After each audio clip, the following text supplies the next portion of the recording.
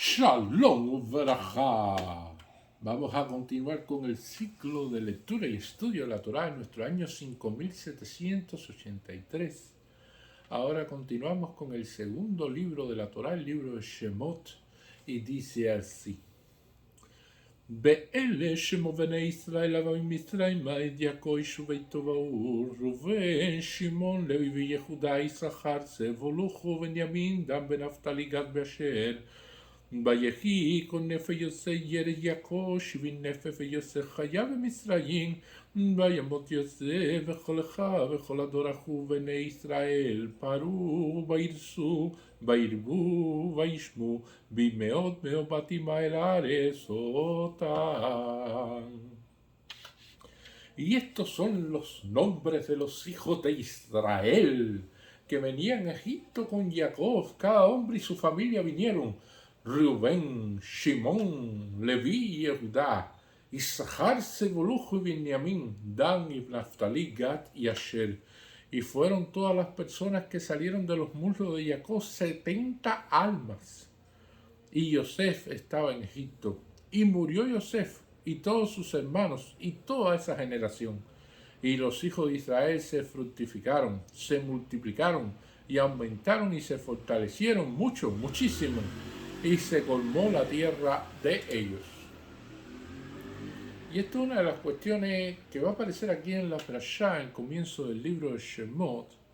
Y vamos a estar viendo que estos son los nombres de los hijos de Israel que venían a Egipto con Jacob. Cada hombre y su familia vinieron. Y significa de que bajo las condiciones que existían en Canaán, que las vimos, en esa tierra prometida, en las cuales existía esa hambruna y existía toda esa situación difícil, hubo que emigrar hacia Egipto, debido a que Hashem puso a Yosef en esa posición tan importante y pudo proveer a la familia de todas sus necesidades en otra tierra. Y decidieron, a partir de la decisión de Jacob de partir hacia Egipto, de que toda la familia participara en esta llegada a Egipto, en ese proceso de ir hacia Egipto. Y eso es importante, porque la familia tiene una importancia superlativa dentro del judaísmo. La familia es la base, se pudiera decir, dentro del judaísmo, del núcleo del hogar y todas estas cuestiones. Y muchas veces vemos que producto de situaciones que existen, a partir de necesidades de que personas vayan a trabajar o vayan a realizar determinadas cuestiones a otros países, la familia se dispersa, la familia se divide, la familia entonces es todo lo contrario a fortalecerse, sino que se debilita precisamente por esa salida. En el caso del judaísmo plantea que si una persona debe ir a trabajar o por cuestiones de parnasá, de sustento, hacia otro país, debe hacerlo con toda su familia, para que precisamente su familia fortalecida, junta, pueda seguir adelante y no sea dividida. De ahí la importancia de mantener la familia unida, más allá del estrés, más allá del interés monetario que puede existir, de la parnasá. Ahí cada persona viajó desde Canaán hasta Egipto y todos siguieron a Jacob sin protestar, porque generalmente en una familia puede haber diversas opiniones y puede haber personas que digan: no, yo no deseo ir hacia allá, yo no deseo ir hacia acá, yo no tengo esto. Pero cuando una persona como Jacob, que se convierte en un patriarca que tiene esa responsabilidad sobre todos ellos, entonces la necesidad de seguir a ese patriarca, de seguir esos lineamientos que él hizo con respecto a la familia y que todos fueran hacia allá. Y eso fue lo que ocurrió, porque precisamente después, cuando ellos se quedan en Egipto como familia, en fin, a los diferentes retos que fue sometido el pueblo de Israel en la esclavitud en Egipto, todos jugaron su papel. Así las mujeres cuidaron de los hombres y los hombres de las mujeres, así como está escrito en la Ketubá, que si una mujer se enferma, el hombre debe cuidarla, así también la mujer debe cuidar al hombre. Y entonces la mujer tiene un papel fundamental, porque es la que le da sentido a la casa, la que le da el sentido a la vivienda, el techo, a la vida, y es la que puede formar junto al hombre un hogar. Este mundo, como lo diseñó Hashem, no está hecho para que la persona viva sola, sino que esté acompañado y bien acompañado, que formen una pareja y que puedan lograr un hogar que es distinto a decir de que tienen una casa. Una persona puede tener una vivienda, o sea, puede tener un local donde resida y pueden vivir peleando el día entero y puede ser la madrugada y todavía estén peleando y todavía se estén diciendo cosas y horrores. Y entonces puede ser que Hasba Shalom pues, ocurran cosas así, Bar Minan. Pero en el hogar, cuando se dice fundar un hogar, significa un lugar donde reina la paz, donde reina la armonía y donde se refugia la persona de todos los problemas externos que presenta, de todos los retos que existen, de todas las situaciones que hay, que cuando llega al hogar tiene un respiro, tiene una situación de seguridad, de protección, de techo, de cuestiones que son fundamentales en la vida y que la persona sueña diariamente en ese mágico momento de llegar a su hogar, a ese lugar que es el oasis en el desierto, ese lugar que debe construir, que no depende precisamente de la cuestión monetaria, sino que depende precisamente de la interacción de los medios y las distintas personas de la familia y cómo se llevan y cómo es la estructura que tienen cada uno de ellos. Y esto es la cuestión que estamos viendo aquí. Jacob viaja con toda su familia, con sus diferentes hijos y los hijos con sus esposas y así sus nietos, y van todos hacia allá precisamente para convivir y crear un hogar en Egipto. Y esto fue precisamente lo que hicieron como tal. Entonces, aquí aparece la expresión Ish Ubeitobaú. Y o sea, un hombre que su familia, Jacob Ish Ubeitobaú. Jacob y cada hombre y su familia vinieron. Pero los rabinos discuten con respecto a esta expresión porque vinieron no debe ser la expresión, sino que salieron de Canaán hacia Egipto. Y esta expresión de que vinieron precisamente a Egipto significa una cuestión interesante que la discute el Talmud con respecto a que Hashem está en todos lados. La presencia divina está en todos los países, aunque donde mayor presencia existe, donde mayor kedushá existe, donde indiscutiblemente está ahí más latente todas estas cuestiones, es en Israel. Eso está por encima de los demás lugares. Pero todos los países tienen la presencia divina. Y entonces eso trae consigo, evidentemente, de que ellos fueron hacia la presencia, o sea, vinieron, ven, como le dijeron en la parashá, vos, ven al faraón. Bueno, en este caso, ellos vinieron hacia la presencia de Hashem, que ya lo estaba esperando ahí, junto a Yosef, porque la presencia está en todos los lugares como tal. Y aparece en esta expresión que nosotros vemos en el comienzo de el segundo libro, Be'el Shemot, y estos son. Y entonces nuestros sabios preguntan, dicen, empezar un libro diciendo, y estos son. Parece que faltará algo aquí. Los Rishonim nos explican a través del Oran Haim Akadosh de que debiera decir, y es una de las expresiones de que ahí está omitido, pero se sobreentiende de que está Abraham, Isaac y Jacob, Y dice Abraham, Isaac y Jacob, y estos son nuestros patriarcas, y estos son los nombres de los hijos de Israel, o sea, de la descendencia de Jacob como patriarca, ya conocido con el nombre de Israel, que luchó contra fuerzas celestiales y que venció como tal. Y esto es una de las cuestiones importantes que vamos a ver. Nosotros vemos una lista que dice Rubén, Shimón, Leví, Yehudá, Isahar, Zebulún y Benjamín, Dan y Naftalí, Gad y Asher. O sea, vamos a estar viendo los nombres, vamos a estar viendo la descendencia de cada uno en el libro de Shemot también. Muchos párrafos dedicados a lo largo de la Torá a partir de este momento a esa descendencia, a conocer quiénes son los hijos de Yehudá y quiénes son los hijos que tiene cada una de las tribus y entonces de dónde viene tu familia y todas estas cosas. Y es que la importancia que tiene la familia en el judaísmo es mayúscula. Tiene una importancia tan grande porque eso representa el linaje del pueblo de Israel. Es parte de nuestra fuerza, parte de nuestra identidad.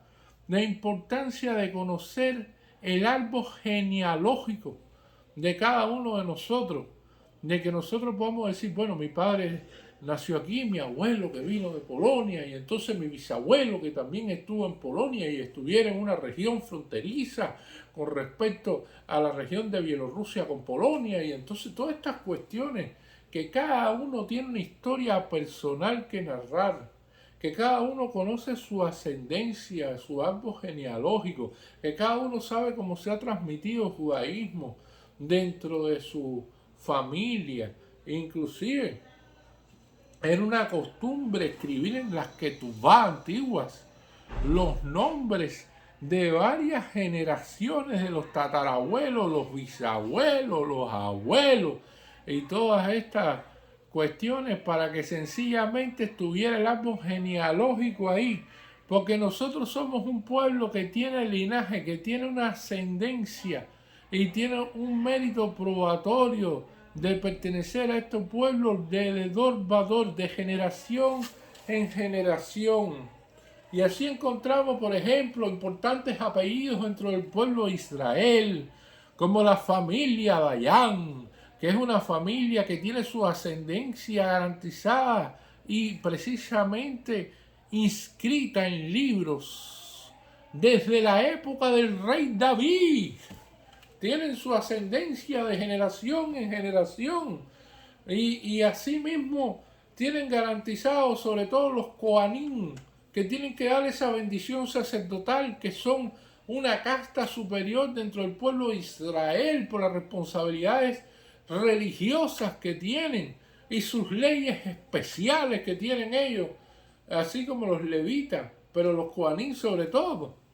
Entonces ellos necesitan saber su ascendencia, necesitan conocer su linaje, necesitan de que hayan cumplido con la ley de la Torá para que no estén invalidados de hacer la bendición sacerdotal, el Birkat Kohanim. No es cualquiera, es sencillamente una familia que de la época de Aarón a Kodesh, de Aarón a Cohen, y precisamente desde la cuestión de todos los Kohanim Gedolim y el resto de los Kohanim han estado de generación en generación, yendo como tal y conociendo de dónde vienen sus raíces. Y esto es una cuestión muy importante, porque la Gemara plantea varias cuestiones con respecto a esto.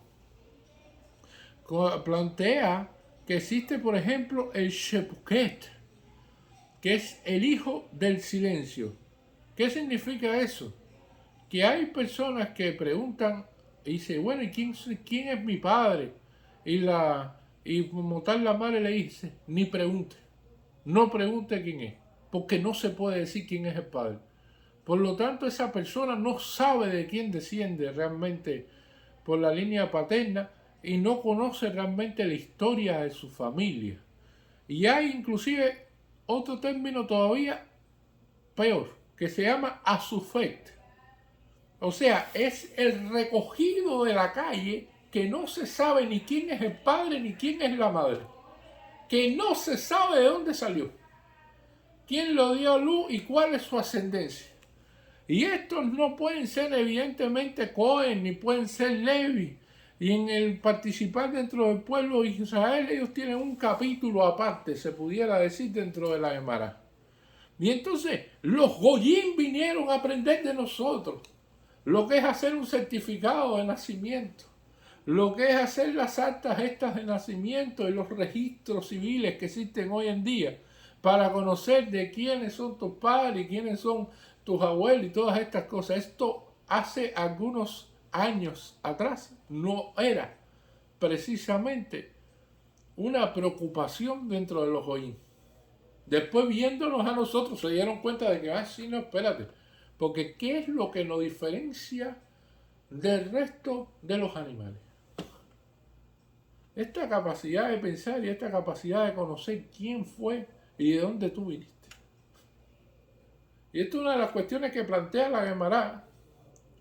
Es una de las cuestiones de las cuales está claro de que está esta cuestión de que Yehudí tiene su árbol genealógico y tiene realmente sus raíces. Y están inscritos sus nombres casi siempre en algunos lugares.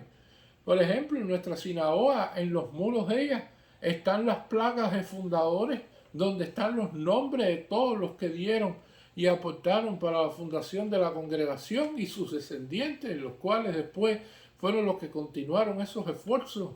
Y así aparecen nombres de nuestros familiares en las distintas sinagogas y en distintos lugares, porque precisamente son parte de una continuación y de una cuestión del Edor Vador, no de un proceso coyuntural, no de una cuestión de que, bueno, ahora yo quiero pertenecer aquí o ahora yo quiero ser de aquí, no, es una continuación de generación en generación continua de seguir el judaísmo desde la época de que se está contando esta cuestión, desde la salida de Egipto.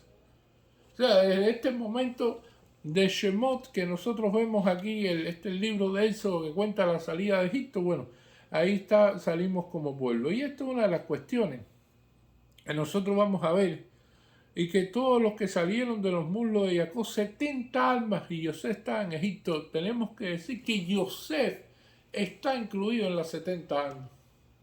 Y Yosef forma parte de eso, que aunque no esté físicamente viajando, como dicen ellos, vinieron hacia Egipto. No que salieron de Canaán, sino que vinieron hacia Egipto. Bueno, que entonces Yosef pertenece, porque Yosef es hijo de Jacob, y por lo tanto está dentro de la persona que seguía la misma generación, y que Yosef murió. Y lo ponen, murió Yosef en primer lugar, como que fue el primero en morir. Y hay una de las explicaciones que dicen, bueno, Yosef tenía mucho estrés, Yosef tenía mucho trabajo, Yosef era el gobernante en Egipto, Yosef tenía muchas responsabilidades, Yosef tenía muchas cosas que hacer y la situación era complicada para él. Y por lo tanto, debido a esa cantidad de trabajo y debido a esa cantidad de cuestiones que tenía, bueno, fue el primero en morir. Y eso es una de las tantas explicaciones que hay.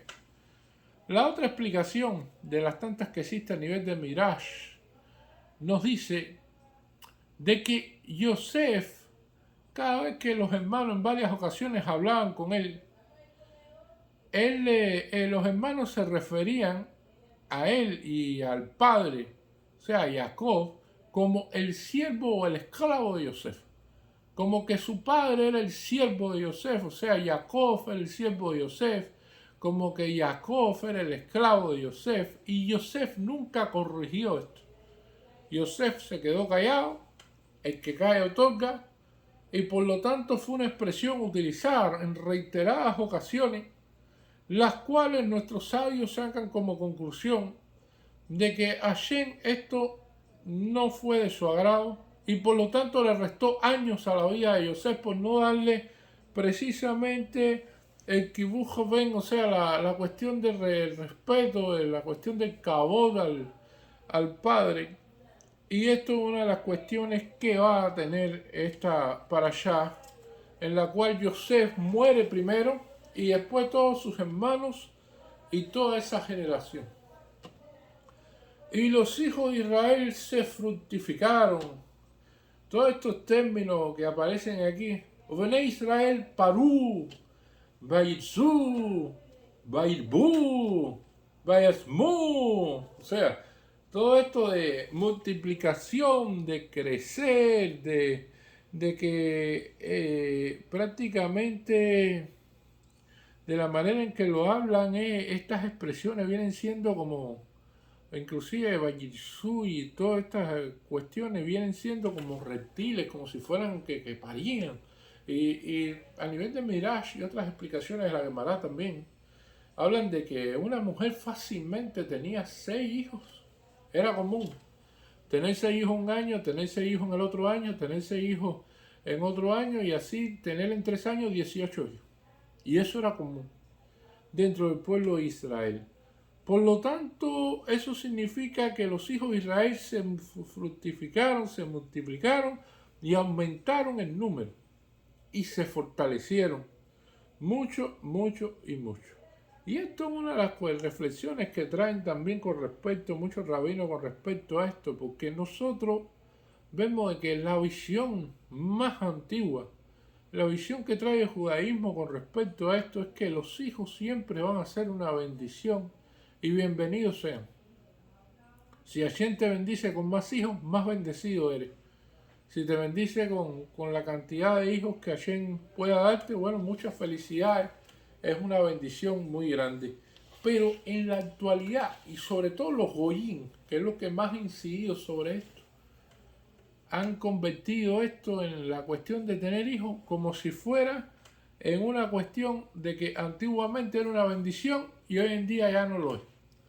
Cuando una persona le dicen, tiene 6 hijos, le dice, ay, pobrecito, 6 hijos. No es fácil. Oh, qué situación, qué problema, tiene 6 hijos. Y entonces las personas enseguida empiezan a sacar cuentas. Bueno, ¿y cuánto me va a costar la alimentación? ¿Y cuánto me van a costar los pañales desechables? ¿Y cuánto me va a costar entonces los colegios? ¿Y cuánto me va a costar entonces la cuestión de los gastos en la casa? Y entonces la ropa y todas estas cuestiones. Y entonces se puede decir, se ha descendido en la fe que se tenía antiguamente con respecto a esto, y hoy las personas viven con una calculadora al lado y todo momento sacando cuentas. Y entonces, bueno, ¿cuánto me cuesta esto? Y si tengo otro hijo me va a costar aquello, y si tengo otro hijo entonces mira a ver esto, porque cuánto dinero me va a quedar a mí, porque imagínate tú que esto no es seguro, porque entonces hay que planificarse, porque no sé qué. Y entonces ya esa cuestión, los propios goyim ha cambiado y ha incidido también sobre el pensamiento de nosotros también. Y una de las cuestiones fundamentales que vamos a ver, porque en el judaísmo está claro y se plantea que cada niño judío tiene su propio masal, o sea, tiene su propia suerte y tiene su propio destino. Y esto es un ejemplo muy sencillo que le voy a poner.